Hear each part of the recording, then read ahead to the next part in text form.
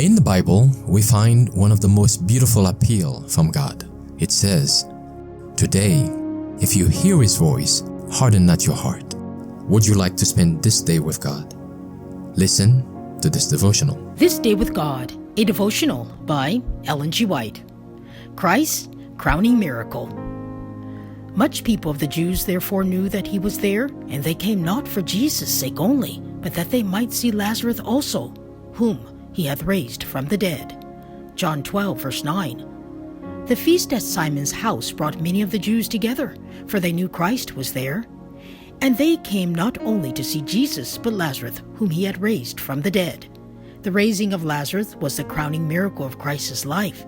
The last test had been given to the Jewish nation. Lazarus had been raised from the dead to bear a testimony for Christ.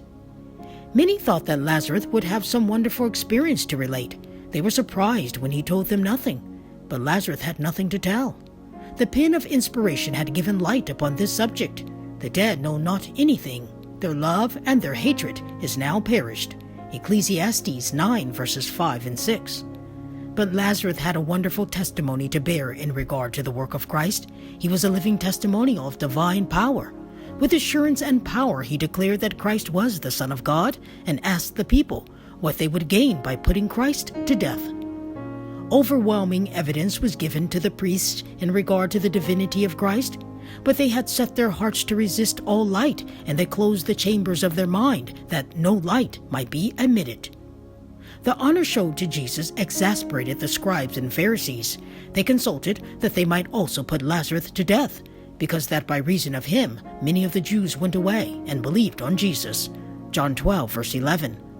The testimony of Lazarus was so clear and convincing that the priests could not resist his argument.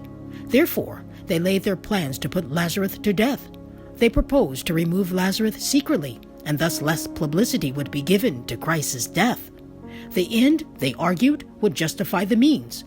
But they must not summon Nicodemus and Joseph of Arimathea to their councils, for then their murderous designs would be opposed.